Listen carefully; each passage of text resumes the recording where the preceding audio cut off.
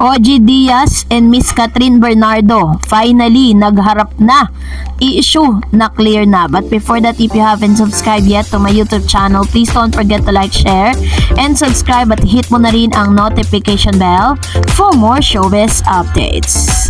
Bago tayo of course magpatuloy sa ating updates for today's video, nais ko pong pasalamatan kayo for always watching and trusting this channel. Thank you so much sa inyo pong panonood at palagian ninyong pagsubaybay. Let's watch this video clip. Hi, I'm liking it's best. Hi. Tapos sabi ko gano'n, Nay, kinawayan ako ni Catherine Bernardo. Gusto malapitan ko. Sabi ni Nana, ikaw bahala. Siyempre, alam mo, hindi sa nahihiya ako. Kasi space nila yun eh. Kaya, tama. Kasi kausap niya nun si Angelica pala. Tapos sabi ko, picture ko kay Kat. Kat, pa-picture. Halika. Picture. Tapos sabi niya, asan si Mama Ogs? Sabi ko, ayun.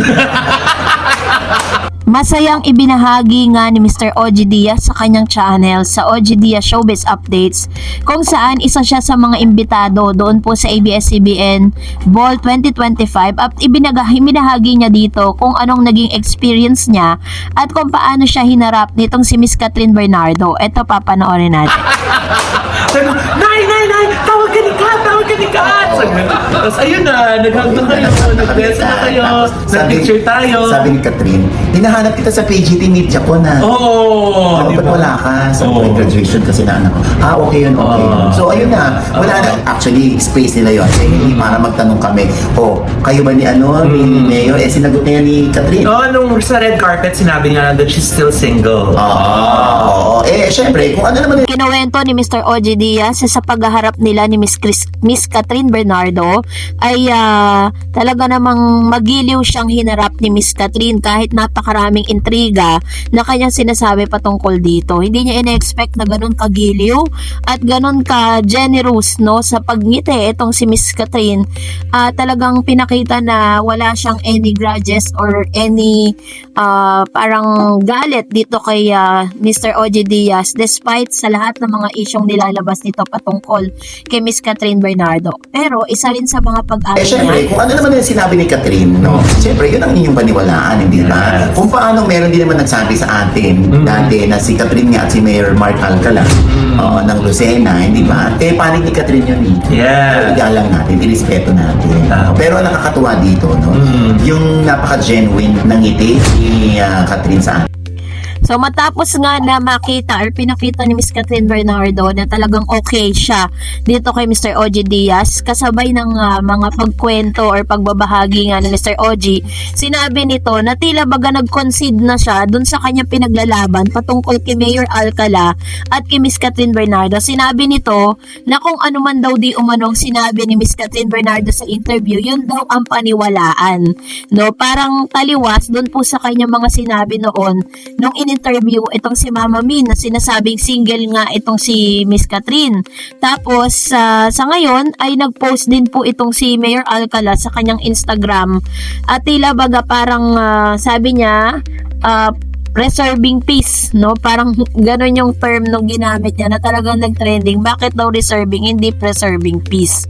And sinasabi tuloy, o parang sinasabi dito sa kanya pong IG account na tila baga medyo isa rin si Mayor sa mga hindi nabigyan ng pag-asa nitong ni Miss Catherine Bernardo. At ganoon din naman si OG Diaz, parang sumuko na rin siya dun sa paniniwala niya patungkol nga sa estado ng relasyon nitong si Mayor Alcala at si Miss Catherine Bernardo. Sabi niya nga, hindi naman daw para itanungin niya ng tahasan itong si Miss Catherine patungkol dun sa estado ng kanilang relasyon kasi hindi raw tama yung pagkakataon at hindi rin daw tama na kunin mo yung space na yon para sa mga artistang naroroon. Pero ibinahagi nga ni Mr. OG Diaz na talagang magiliw siyang nginitian nitong si Miss Catherine Bernardo at talagang pinakita ni Catherine na genuine siya dun po sa pagbati niya kay Mama Ogs. Kahit na sobrang parang iwas na iwas nga si Mr. OG Diaz dito kay Catherine kasi alam niya sa sarili niya na marami din siya mga chika patungkol kay Catherine. 'Di ba? Na halos marami sa mga episode niya ngayon ang nilalaman ay walang iba kundi si Catherine, si Daniel Padilla, Alden Richards at ang mga lalaki na nakadikit ngayon sa pangalan ni Miss Catherine Bernardo. Pero what is good thing about this is talagang na-enjoy po nila yung buong gabi according to Mr. OG Diaz. At dahil dyan, narito naman ang ilan sa mga comment reaction po ninyo patungkol naman sa ating latest updates. Magbasa tayo ng mga komento ninyo. Unahin po natin ang komento mula kay Miss Anastasia Malabo. Sabi niya wala naman talaga sila ni Kat. Kinakabit lang lagi ng marami ang Kat din. Wala care si Alden para kay Catherine. Puro pera lang iniisip niya. O yan na naman si Ma'am si Anastasia. Another one. Sabi ni Ma'am C. Gawa-gawa na lang ng PR team yan, dos, para pabanguin ang pangalan ni Catherine Bernardo dahil sa backlash na nakukuha niya ngayon. Paano magiging desirable red flag chaser? Most controversial pwede pa.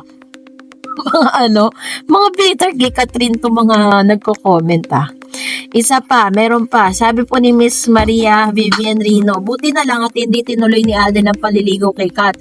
Hindi sila bagay when it comes to their attitudes and vices. Mahirap ang taong most well-behaved at mahinhin on cam dahil nasa ilalim ang kulo at pag nalasing in ay wild.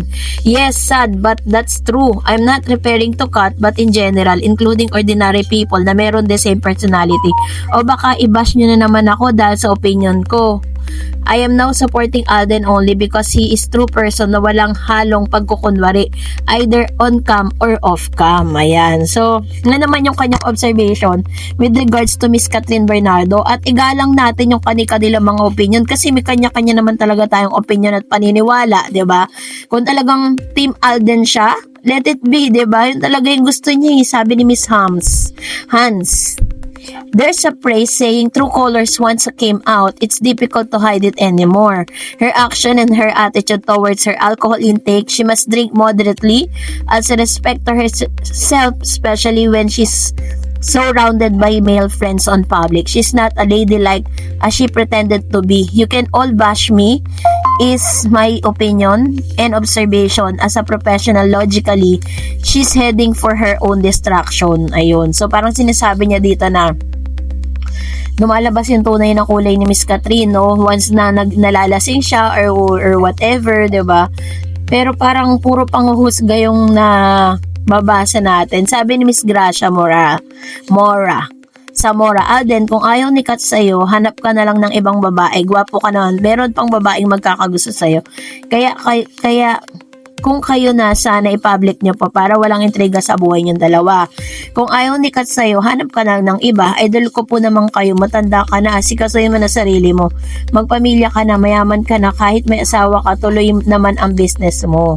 Ayun, pero hindi naman kasi natin pwedeng panghimasukan yung magiging desisyon ni Alden Richards, 'di ba? And sabi ni Enigma, well, buhay niya ni Kat, matanda na po yan, alam niya ang tama at mali. Tingin ko talaga may something sa attitude ni Kat. And sabi ni Miss Ami, that's right, just go Alden with your life. I wish you luck in everything. Go with your dreams. Being a pilot, Kat will regret it if she don't accept you. Ayan. So actually po, kung pagbabasihan natin yung mga attitudes and character ni Mr. Alden Richards, sinasabi ng marami na parang talagang masasabi mo na ideal man siya, no? Sabi ni Miss Raquel, homily and post ni Alden, the people around you is the reflection of who you are. Nakita ko yan sa misa yan. Napanood ko din Alden yung misa. Go Alden! And sabi ni Miss Esbelita, solid Kat pa rin at kung sino man ang mahalin ni Kat, okay lang sa akin. Basta happy Kat, happy din ako. Ayan, sana all. And that's it for today. For more videos and updates, please don't forget to like and subscribe. And please don't forget to follow my Facebook page, Dar Eds TV. God bless everyone.